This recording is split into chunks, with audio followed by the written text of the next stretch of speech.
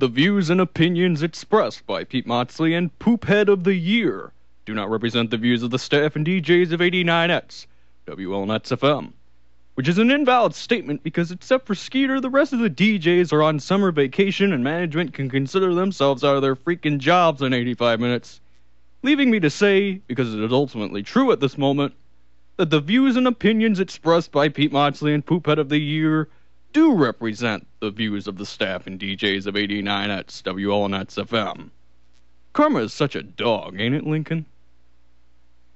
A couple of fame-driven whore parents, a selfish, hungry station manager, a birther billionaire, a 21-year-old pee-wee football player, a crippled immortal, an author and part-time pedo bear, a six-pack hockey mom, politicians and political movements with brains and motives the size of hangnails, TV networks, wrestling companies, the state of Arizona, my girlfriend, the man who shot John Lennon, rappers, Bears quarterbacks, 98.7% Caucasian populations, and a Yang Na stuck living in 18th century Mexico.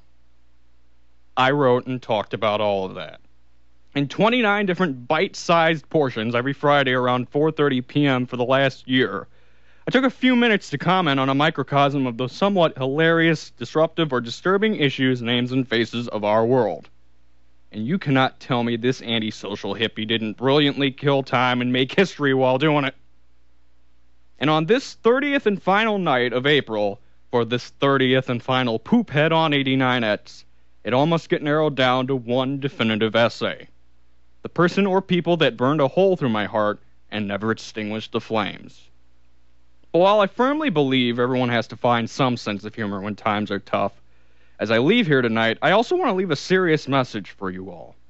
Not to incorporate the sore subject of politics once again, but as things keep getting heated up in America, and racial and social division increase, and life just seems to become more depressing and full of struggles, maybe the last course of action to finding enlightenment is through sadness and coping.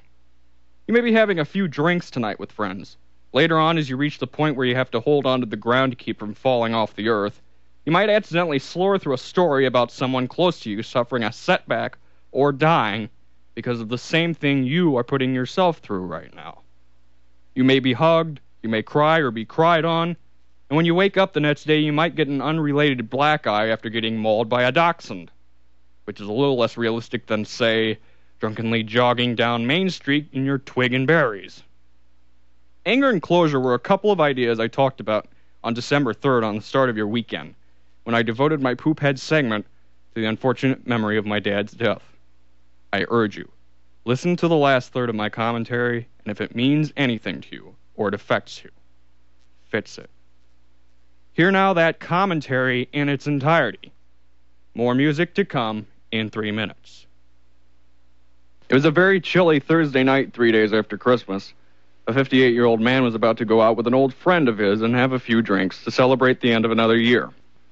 But before he set out to drink, he had to drop off his 10-year-old son at his sister's house in the country to watch wrestling. Because even with good cable TV, you still had to go to your furthest relative's house to pick up UPN.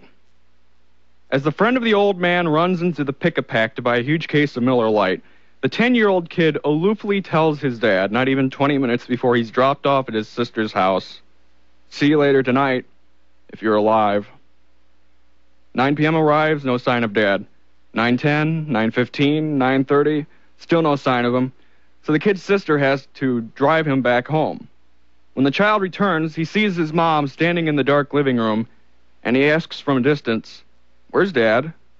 In tears, the mother says simply, "I don't know." To paraphrase the obituary, at 10:07 that evening, the 58-year-old died in a ditch less than a mile from picking up his son. I know so much detail about this story because the 58-year-old man was my dad. December 28th, 2000, 10:07 p.m. near Kernan, Illinois. He DUI'd and died. He wasn't my biological dad, but scientifically, I don't give a damn. I bring this story to you as a reminder of how bad death can be over the holiday season. Now, this wasn't a suicide, nor was me saying, "See you later tonight if you're alive, create karma," but the unexpected nature of such personal deaths around Christmas really brings you to feel shell shock. At a time when families are to be as close as ever, when someone major in their lives leaves the world for good, It's more important to embrace one another, not abandon them. Which is the opposite of what some in my family did when my biological grandpa and later when my biological grandma died. Some of my relatives started hating and disowning one another. It got so bad that last year I had to break up a fight between two of my sisters on Facebook.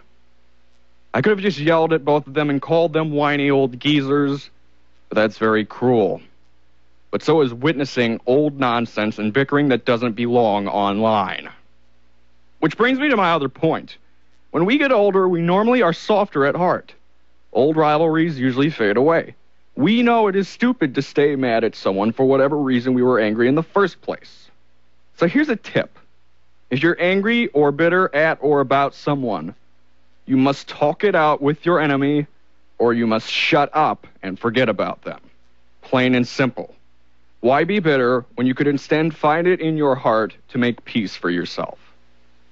And for anyone pondering suicide, think of my story, and think of everyone who knows and loves you. Think of the consequences that will result from your actions, and find it in your heart to learn to love, or at least like, your surroundings and the people close to you. Because in heaven or hell, who knows if you'll ever see them again. Happy holidays, I hope.